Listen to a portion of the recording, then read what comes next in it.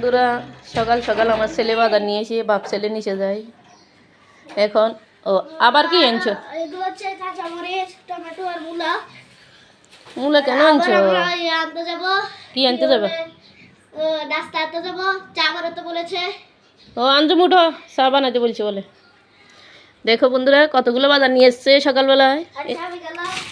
এই যে চাকরি না থাকা অবস্থায় ও খাইতে তো হয় না, কিন্তু কোনোরকম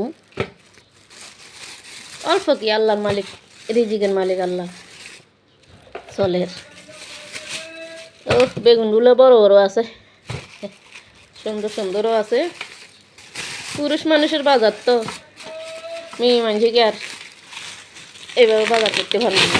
টাকার চিন্তা করবো, ওইটা চিন্তা করবো, এমনি যেটা হাতের কাছে হয় এটা খাই। সব মানুষও তো আর একরকম বাজার করতে পারে না। একসময় পাচ্ছিলাম, এখন আর পারিনি। এই দেখেন কত বড় বড় বেগুন।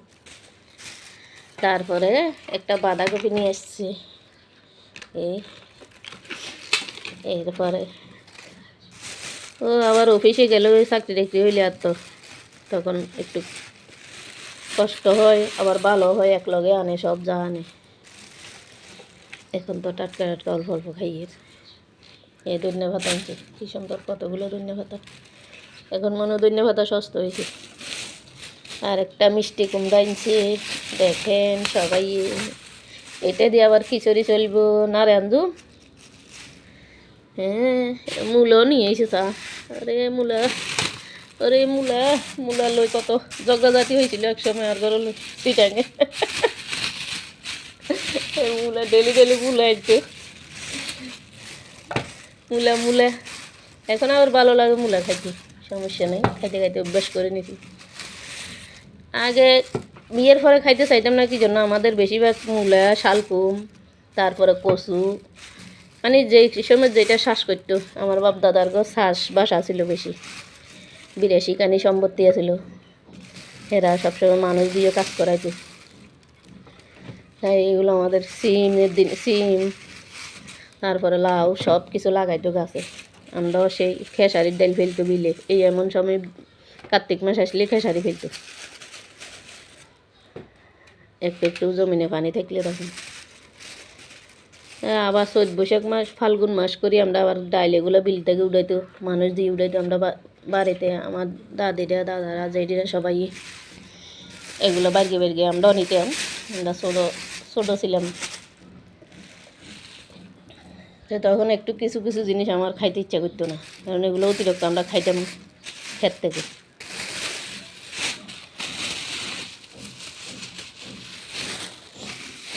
কাঁচামরিচ, টাটকা টাটকা সকালবেলার বাজার। এই ছিল আমার ছোটোবেলার গল্প। আরও আছে কত গল্প। আমাদের পাশে এই 3 কিলোমিটার সেখানে সমুদ্র আছে, বঙ্গোপসাগর। আমাদের বাড়ি থেকে 3 কিলোমিটারও হবে না, 2 কিলোমিটারের মতো হবে। আমরা হাঁটি হেঁটে চলে যেতে পারি না, আমাদের এখান থেকে কাছে। উপরে রাস্তায় উঠলে দেখা যায় বঙ্গোপসাগর। আবার 2-2.5 কিলোমিটার সীতাকুণ্ড পাহাড়। আমাদের দেশের বাড়ি সীতাকুণ্ড, আমার বাপের বাড়ি। আর স্বামীর বাড়ি হলো মাদার বাড়ি। বাড়ি বলতে কি, ভাড়া করে ওরা ছোটো থেকে বড় হয়েছে। মামার বাড়ি মাদার বাড়ি। এই জীবন যাপন ভাড়া করে গেল আমাদের। আমার শাশুড়িরও গেল, এরা তো মারা গেছে শ্বশুর শাশুড়ি। আর আমরা ওইভাবে আছি বাসা বাড়িতে। কবে যে আল্লাহ বাড়ি ঘর দিব। তো বন্ধুরা, সুমি কিচেনের দনের কাছের জীবন গল্প শুনেন। সবাই লাইক কমেন্ট করিয়েন। আপনাদের উপরে আশা ভরসা করি ফেস খুলছি। আপনারা লাইক কমেন্ট শেয়ার দিবেন। আমি যদি ফেসতে আশা করি দাঁড়াইতে পারি, তাহলে কিছু আসলে আমার পোলাপানদের লাই একটা জায়গা কিনে বাড়ি যেন করে যেতে পারি, এটাই আশা করি ফেসটা খুলছি। বিবাহ জীবনে চাকরি বাকরিও করছি, সংসার জীবনে একজনও তো আর পারে না। পোলাপান হয়েছে আল্লাহ দিলে। আমার আর আগে পিছিয়ে কিছু নাই, স্বামী সন্তান ছাড়া।